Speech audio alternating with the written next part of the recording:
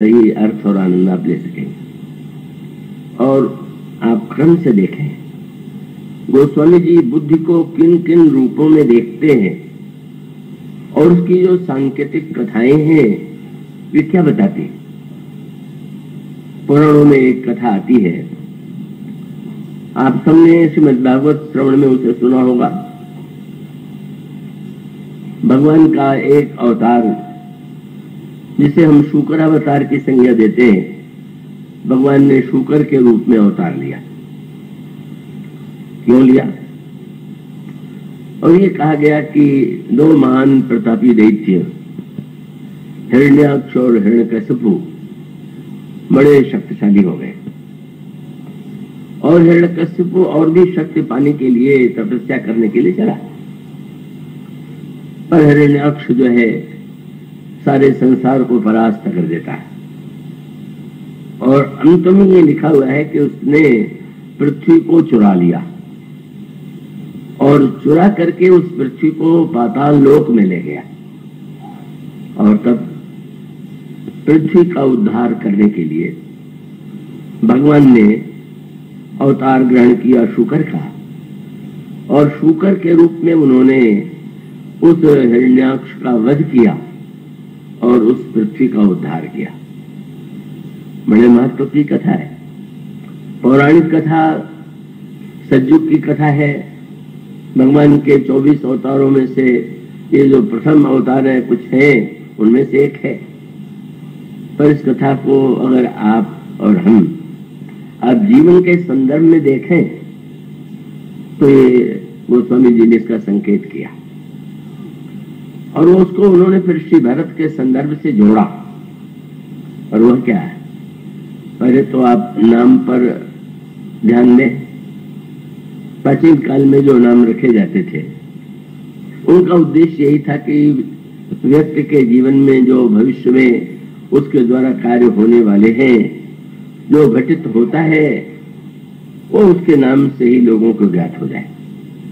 रावण नाम का अभिप्राय यही था कि रावयती जो रुलाता है, और रावण के नाम से ये स्पष्ट हो जाता है कि संसार को कष्ट में डाल करके रोने के लिए बाध्य करता है। श्री राम के नाम की बात जब कही गई तो यही कहा गया कि जो आनंद सिंधु सुख राशि सीकरते त्रैलोक सुपासी सो सुख धाम राम असनामा अखिल लोक दायक विश्रामा। जो सारे संसार को विश्राम देते हैं राम में, और जो सबको रुलाता है वह राम ने। पर ये हिरण्याक्ष नाम क्या है? हिरण्य सोने को कहते हैं, और हिरण्याक्ष का अर्थ है सोने की आंख वाला।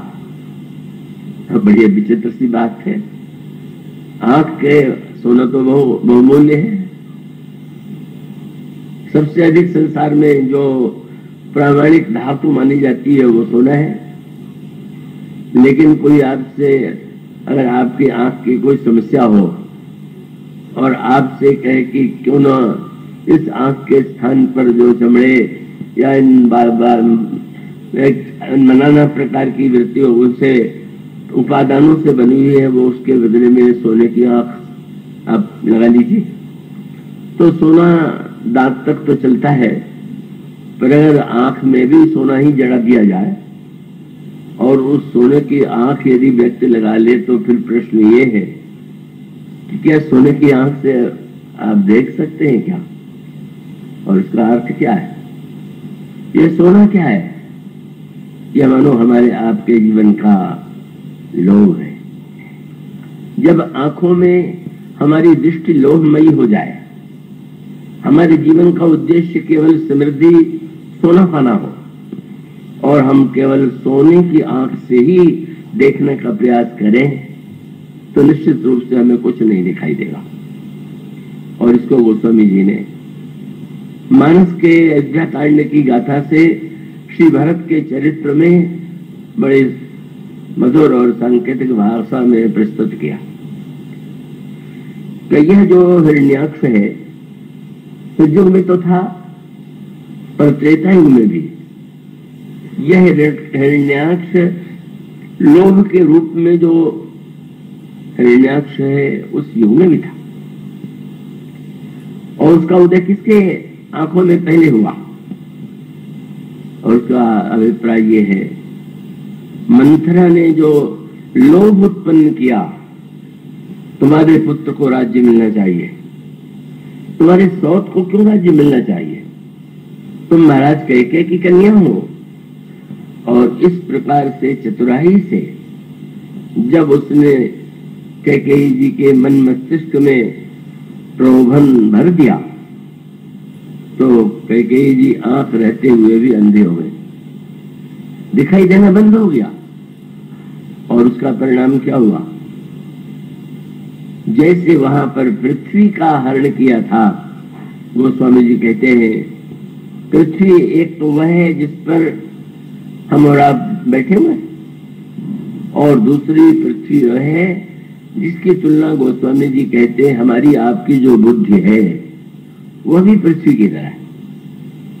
जैसे सारे व्यक्ति और सब समूह समाज स्थित है पृथ्वी के ऊपर, इसी प्रकार से हमारे आपके जीवन में ही बुद्धि जो है वही वस्तुतः पृथ्वी है। बार बार गोस्वामी जी ने इसलिए संकेत किया, आप मानुष को पढ़ते हो, पाठ करेंगे तो आप उसे पावेंगे, जहां वे कहते हैं सुमति भूमि थल हृदय गाधु, मति पृथ्वी।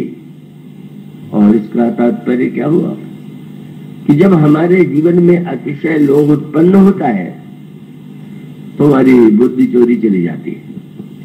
पृथ्वी के चोरी जाने का अर्थ यह है कि लोभ व्यक्ति की बुद्धि को अपहृत कर लेता है, और नित्य ही तो समाचार पत्रों में घटना पढ़ने को मिलती।